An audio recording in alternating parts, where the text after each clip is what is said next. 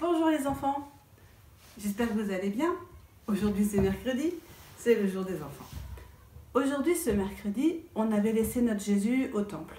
Certains se disaient, mais c'est étonnant, est-ce que les chefs des prêtres nous auraient remarqué que Jésus est vraiment fils de Dieu? Finalement il le laisse parler, il le laisse dire les choses, il nous laisse nous enseigner et ils ne font rien, ils ne l'arrêtent pas. Il nous avait pourtant dit qu'il voulait l'arrêter. Ont-ils changé d'avis? Lui, Jésus, à la fin de sa journée, comme chaque jour, il repart avec tous ses amis, il quitte le temple, il quitte Jérusalem et il arrive au jardin des Oliviers. Au jardin des Oliviers, il est avec ses amis. Les autres ne sont plus là. C'est juste ses apôtres. Ils aiment lui parler. Ils lui reparlent de la journée. Ils posent leurs questions. Et Jésus, lui, il aime ce moment avec ses amis, sous les arbres, le soir. Quand ses amis se reposent, lui, il va passer la nuit à prier son Père. Père, je te prie pour eux, qu'ils soient un, qu'ils apprennent à être un, à s'aimer les uns les autres, qu'ils puisent leur force d'amour dans notre amour, qu'ils aiment Dieu de toute leur force et de tout leur cœur, et qu'ils aiment leurs frères comme ils s'aiment eux-mêmes. Mon Dieu, je te prie pour eux. Et Jésus passe sa nuit à prier. Et le lendemain matin, qu'est-ce qu'il fait? Il retourne au temple avec ses amis. Chaque jour, il va au temple pour aller enseigner. Alors on quitte le jardin, on entre dans Jérusalem, on s'approche du temple et on entre dans le temple. Dans le temple, Jésus enseigne sur la chaise de celui qui a autorité. Et tout le monde accourt à nouveau pour l'écouter.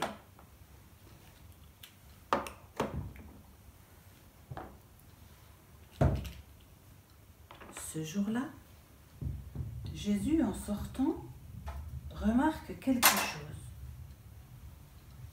Alors Jésus a enseigné et il ressort du temple.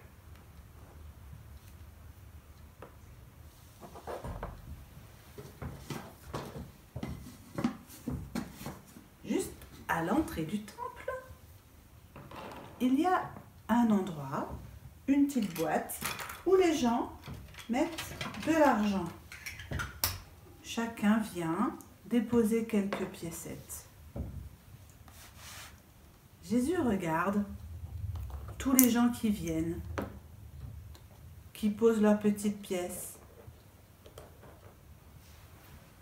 Il y a aussi les riches qui passent et qui déposent leurs petites pièces.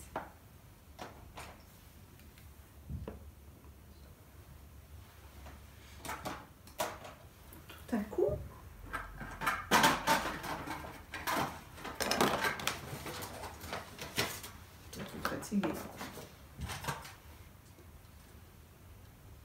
arrive une pauvre veuve.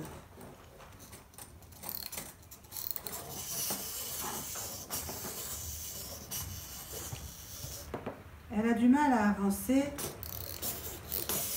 et quand elle arrive, elle dépose une petite pièce. Et sa petite pièce, Jésus dit, vous voyez cette pauvre veuve? Elle a donné plus que tous les autres. Parce que tous les autres qui ont mis beaucoup d'argent, eh bien, ils ont mis de leur superflu. Ils en avaient plein, donc ils pouvaient bien en donner un peu. Et elle, Il va repartir, la petite madame. Et elle a donné ce qui était le plus important pour elle. Jésus dit, elle a donné plus que tous parce que elle a donné le plus important et tout ce qu'elle avait pour vivre. Elle a partagé sur les choses qui étaient le plus importantes pour elle. Et Jésus continue de rentrer parce qu'il était sur la route du retour. Il quitte Jérusalem et il arrive au mont des Oliviers, comme chaque soir. Simplement, il y en a un qui est parti.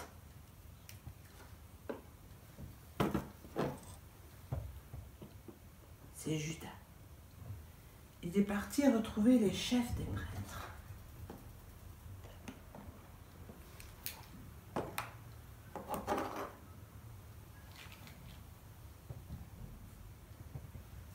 Et il leur dit,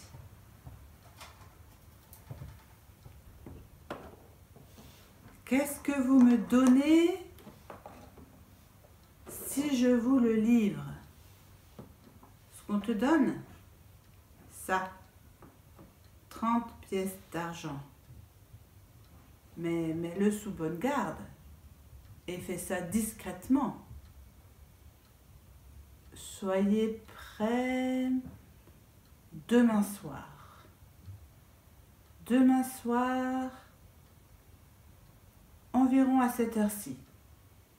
Venez, je viendrai vous chercher à l'entrée du jardin des Oliviers.